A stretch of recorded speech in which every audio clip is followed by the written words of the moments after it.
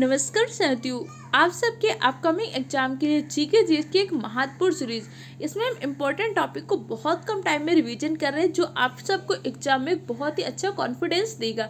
सारी चीज़ों को शॉर्ट में रिवीजन कर रहे हैं। आज की क्लास में हम 2011 की जनगणना से जुड़े सारे आंकड़ों के बारे में डिस्कस करेंगे। अगर वीडियो आपको हेल्पफुल लगे तो चैनल को सब्सक्राइब करिएगा और कॉमेंट सेक्शन में रेड हार्ट दीजिएगा। इससे समझ में आएगा कि आगे की सीरीज लानी है कि नहीं लानी। देखो 2011 की जनगणना, अभी 2011 की बात की कोई भी जनगणना नहीं हुई। भारत में पहली बार जनगणना कब होती है? 1872 में मियो के कार्यकाल में होती है। इसके बाद पहली बार 10 की जनगणना कब प्रारंभ हुई थी? 1881 में रिपन के कार्यकाल में। अभी हमारे 2011 के जनगणना आयुक्त कौन थे? सी चंद्रमौली जी 2011 के जनगणना आयुक्त थे। जनगणना हमारे संविधान में किस सूची में उल्लेख है? तो जनगणना का उल्लेख हमारे संविधान की संघ सूची में, अर्थात जनगणना कराना किसका काम है? केंद्र सरकार का काम है। और जबकि जनसंख्या किस सूची में वर्णित है? तो जनसंख्या हमारे संविधान में समवर्ती सूची पर। हमारे संविधान की 7वीं अनुसूची में क्या किया गया? शक्तियों का विभाजन 3 सूचियों में किया गया है, संघ सूची, राज्य सूची और समवर्ती सूची। संघ सूची पर कानून बनाते हैं केंद्र सरकार, राज्य सूची पर कानून बनाती है राज्य सरकार, जबकि समवर्ती सूची पर कानून कौन बनाता है? केंद्र सरकार और राज्य सरकार दोनों बना सकती है। जैसे हमारे यहाँ पे शिक्षा हो गया, जनसंख्या हो गया, मापतौल हो गया, वन हो गया, ये सब किसमें है? ये सब समवर्ती सूची के अंतर्गत हैं। तो भारत में पहली बार जनगणना कब हुई थी? भारत में पहली बार जनगणना हुई थी 1872 में मियो के कार्यकाल में हुई थी। पहली बार 10 की जनगणना कब हुई थी? 1881 में रिपन के कार्यकाल में। स्वतंत्र भारत की पहली जनगणना कब हुई थी? स्वतंत्र भारत की पहली जनगणना 1951 में।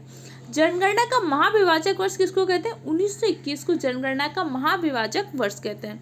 जनगणना का लघु विभाजक वर्ष क्या होता है? 1951।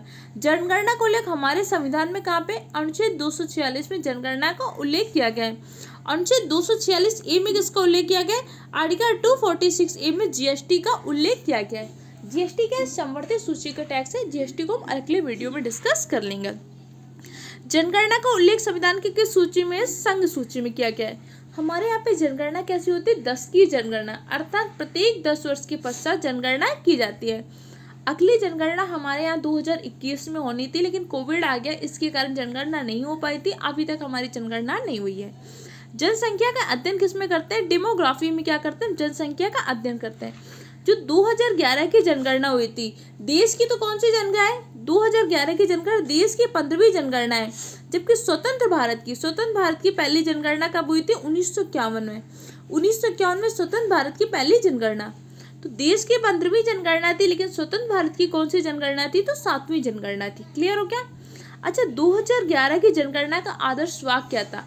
आवर सेंसस आवर फ्यूचर, अर्थात हमारी जनगणना हमारा भविष्य।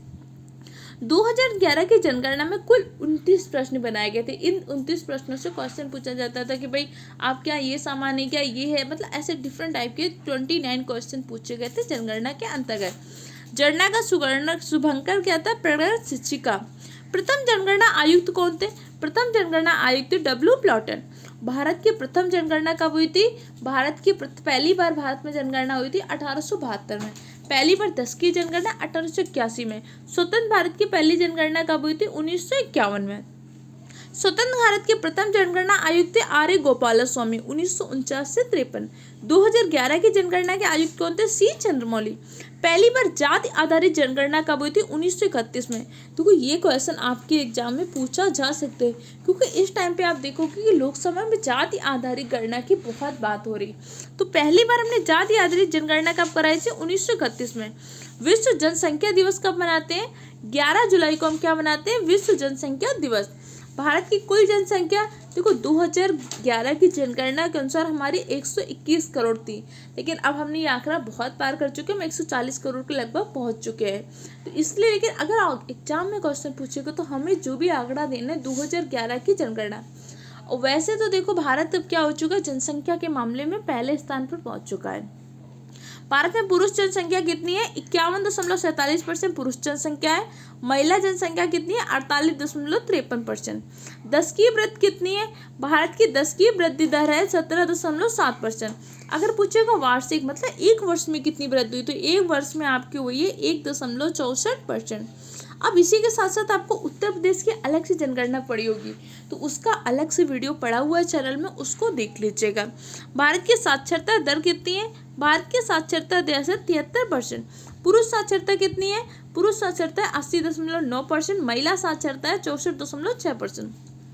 भारत का लिंगानुपात का तात्पर्य होता है 1000 पुरुषों पर कितनी महिलाएं? तो भारत का लिंगानुपात है 943। भारत का शिशु लिंगानुपात कितना है? 919। भारत का जनसंख्या घनत्व अर्थात 1 किलोमीटर में कितने लोग रह रहे हैं? तो भारत का जनसंख्या घनत्व 382। सर्वाधिक लिंगानुपात कहाँ पे? केरल में। केरल में लिंगानुपात है 1084, अर्थात 1000 पुरुषों पर वहां पर 1084 महिलाएं। न्यूनतम लिंगानुपात कहाँ पे? न्यूनतम लिंगानुपात है आपका हरियाणा। इसलिए बेटी पढ़ाओ बेटी बचाओ योजना भी हमने कहाँ से स्टार्ट किया था? हरियाणा से। सर्वाधिक केंद्र शासित प्रदेश जिसमें लिंगानुपात है, अगर पूछेगा राज्य में सर्वाधिक लिंगानुपात कहाँ पे है? तो केरल में। लेकिन पूछेगा यूटी कौन सा है जहाँ पे सर्वाधिक लिंगानुपात है? तो आपका पुदुचेरी। न्यूनतम लिंगानुपात किस यूटी में? दमन द्वीप का। अच्छा, दमन द्वीप और दादरा नगर हवेली को कब विलय किया गया? कमेंट सेक्शन में आंसर दीजिए। सर्वाधिक जनसंख्या घनत्व किसका है? बिहार का। बिहार का 1 किलोमीटर में 1106 लोग रह रहे हैं। न्यूनतम जनसंख्या घनत्व किसका है? अरुणाचल प्रदेश का। ये किस में है? राज्यों में। मैक्सिमम जनसंख्या घनत्व किस राज्य का? बिहार का। मिनिमम जनसंख्या घनत्व किस राज्य का? अरुणाचल प्रदेश का। अब लेकिन यही क्वेश्चन आपसे यूटी पूछ ले कि सर्वाधिक जनसंख्या घनत्व किस यूटी का है? तो दिल्ली का। न्यूनतम किसका है? अंडमान निकोबार का। सर्वाधिक जनसंख्या कहाँ पे? आपके उत्तर प्रदेश में। न्यूनतम जनसंख्या कहाँ पे? सिक्किम में। सर्वाधिक जनसंख्या किस केंद्र शासित प्रदेश में है? तो दिल्ली में। न्यूनतम जनसंख्या किस केंद्र शासित प्रदेश में है? तो आपके लक्षद्वीप पे। एकमात्र राज्य जहाँ पे जनसंख्या घटी है आपका नागालैंड। नागालैंड में क्या हुई? जनसंख्या घटी थी। सर्वाधिक साक्षरता कहाँ पे? केरल में। न्यूनतम साक्षरता कहाँ पे? बिहार में। न्यूनतम महिला साक्षरता बिहार में। न्यूनतम महिला साक्षरता भी बिहार में है। अब इसके बाद क्वेश्चन पूछे सर्वाधिक साक्षरता किस यूटी में है? तो सर्वाधिक साक्षरता है आपके लक्षद्वीप में। न्यूनतम साक्षरता है आपके दादरा नगर हवेली में। सर्वाधिक जनसंख्या वाला जिले है थाड़ी, जो कि महाराष्ट्र में। थाड़ी में पहली बार हमने क्या किया था? 1853 में ट्रेन चलाई थी। सबसे कम जनसंख्या वाला जिला कौन सा है? दिबांग घाटी, अरुणाचल प्रदेश। सर्वाधिक जिलों वाला राज्य कौन सा? उत्तर प्रदेश। उत्तर प्रदेश में 75 जनपद हैं। तो जनगणना से जुड़े जितने इंपॉर्टेंट क्वेश्चन बन सकते हैं उनको हमने डिस्कस किया। इसी तरीके से और भी सारे पॉइंट डिस्कस करेंगे। वीडियो कैसा लगा फीडबैक दीजिएगा। कम टाइम में सारी चीज़ों का रिवीजन हो रहा है, क्योंकि एग्जाम में सेलेक्ट होने के लिए कॉन्फिडेंस बहुत इंपॉर्टेंट होता है। और कॉन्फिडेंस तभी आता है जब आपने मल्टीपल टाइम प्रैक्टिस की होती है।